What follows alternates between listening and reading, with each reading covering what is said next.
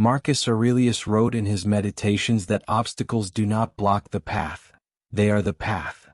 Yet, some people fall apart at the first sign of trouble, while others stand strong like ancient oaks facing fierce storms.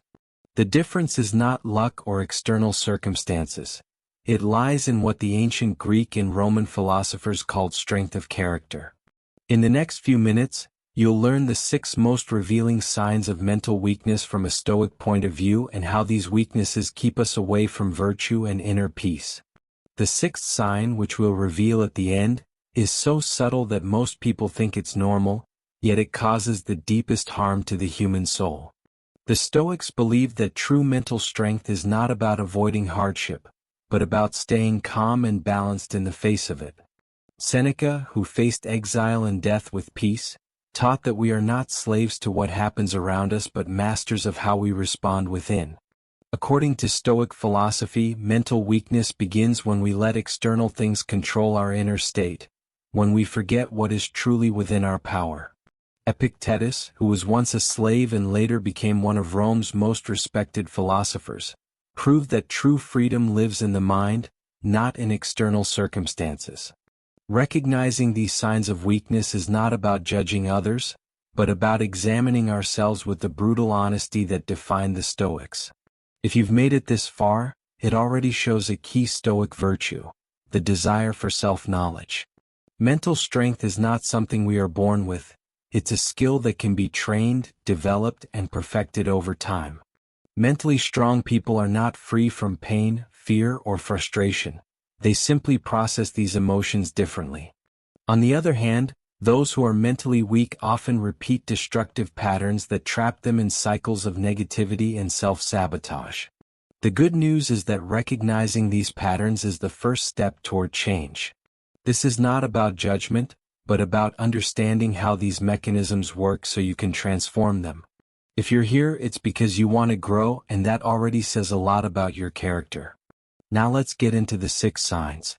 The first sign is the inability to distinguish between what is within our control and what is not. Epictetus began his teachings with this principle because it is the foundation of all Stoic wisdom. Mentally weak people waste huge amounts of energy trying to control what others think, how others act, the outcomes of their efforts, or even things like the weather. They become frustrated, anxious, and drained fighting battles they can't win. The Stoics knew that we only have full control over 3 things: our thoughts, our decisions, and our responses.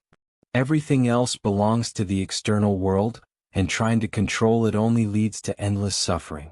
The next time you feel frustrated, ask yourself, is this within my control or am I fighting against the inevitable? That single question can shift your perspective and bring back inner peace. The second sign is the desperate need for external validation to define your self-worth. Marcus Aurelius, even as emperor of the known world, wrote in private reminding himself that the opinions of others were just that, opinions. Mentally weak people build their self-esteem on the weakest foundation possible: other people's approval. They live on an emotional roller coaster where their happiness depends on likes, comments, or recognition from people they barely know. The Stoics practiced what they called the inner citadel, a mental fortress where one's worth is based on virtue and character, not on others' perceptions. Seneca said that those who seek approval from everyone will never truly own themselves. Real mental strength comes when your peace no longer depends on outside factors but is grounded in your daily practice of virtue. If you constantly need validation to feel good about yourself, it's time to start building that inner strength. The third sign is resistance to change and adversity. The Stoics saw obstacles not as enemies but as chances to practice virtue. Seneca advised visualizing difficulties daily, not to attract them but to be mentally prepared when they come. Mentally weak people cling to their comfort zone as if it were a lifeline, avoiding any change that might disturb their fragile sense of security. When life inevitably changes, they feel overwhelmed, victimized, and stuck. The Stoics embraced the idea of amor fati, love of fate, understanding that both joy and pain are essential parts of human existence. It's not about enjoying suffering, but about developing the mental flexibility to adapt to any situation while staying true to your character. Marcus Aurelius reminded us that the obstacle to action advances action.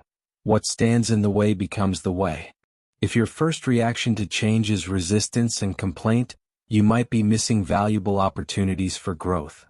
The fourth sign of mental weakness is the tendency to blame external factors for your emotional state.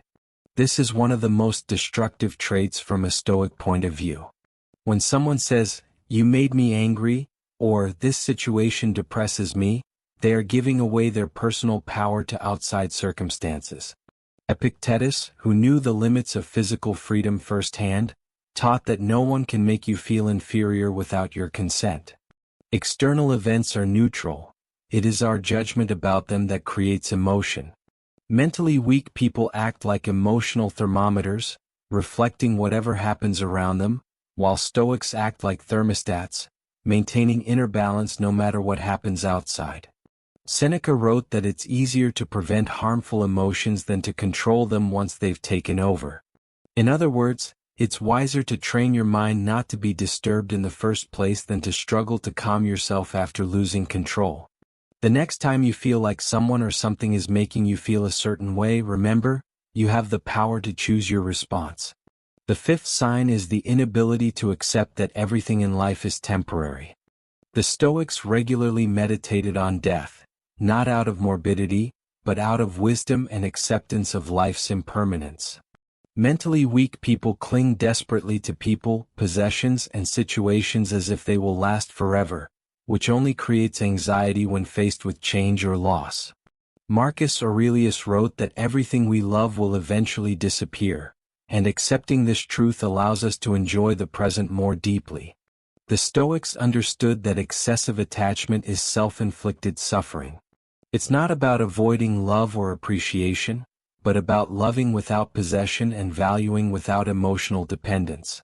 Seneca advised saying goodbye to loved ones each night as if it were the last time, not to live in sadness, but to cultivate gratitude and presence. This practice develops what the Stoics called ataraxia, the tranquility of the soul that comes from accepting the impermanence of all things. If you find yourself suffering because something changed or ended, remember that change is the only constant in the universe, and resisting it is fighting against nature itself. The sixth and most dangerous sign is the constant pursuit of instant pleasure to avoid inner discomfort. This trap is subtle because modern society has made it seem normal.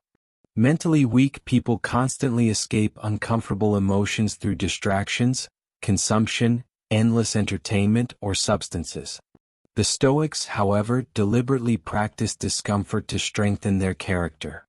Seneca would fast, sleep on the floor, and wear simple clothes, not out of self-punishment, but to prove to himself that he could be happy with less. This practice, known as ascesis or spiritual training, builds the ability to stay calm and balanced in any situation. Pleasure itself is not evil, but when it becomes an escape from reality, it slowly weakens our ability to face life's natural challenges. Marcus Aurelius wrote that true happiness comes from virtue, not from sensory pleasure. The Stoics understood that every time we choose the easy path instead of the right one, we weaken our character. If you constantly seek distractions to avoid being alone with your thoughts or need constant stimulation to feel good, it's time to strengthen your ability to be at peace with yourself. The ancient Stoics taught that mental strength is not a destination but a journey built day by day, decision by decision. Every time you choose responsibility over blame, inner validation over external approval, and acceptance over resistance, you are building the inner fortress Marcus Aurelius spoke about. Recognizing these signs of mental weakness should not make you harshly judge yourself, but rather motivate you with compassion and determination to improve. As Seneca said, each new day is an opportunity to begin again. If this message resonates with you, consider sharing it with someone who might benefit from this timeless wisdom. Stoic philosophy has survived for over 2,000 years because it works. It transforms real lives. And remember, as Epictetus taught, do not wish for events to happen as you want them to, but wish for them to happen as they do, and your life will flow peacefully. Until the next reflection, stay strong in your purpose and keep growing in virtue. The ancient Stoics taught that mental strength is not a final goal but a path we walk every day, decision by decision. Each time you choose responsibility over blame, seek inner validation instead of external approval, and accept change instead of resisting it, you build the inner fortress Marcus Aurelius spoke about. Recognizing these signs of mental weakness should not make you harshly judge yourself, but rather inspire you with calm determination to improve. As Seneca said, every new day is a chance to start again. If this message connected with you, share it with someone who could benefit from this ancient wisdom. Stoic philosophy has survived for over 2,000 years because it works. It transforms real lives. And remember, as Epictetus taught, don't wish for things to happen as you want them to, but wish for them to happen as they do, and your life will flow peacefully. Until next time, stay focused and keep nurturing your virtue.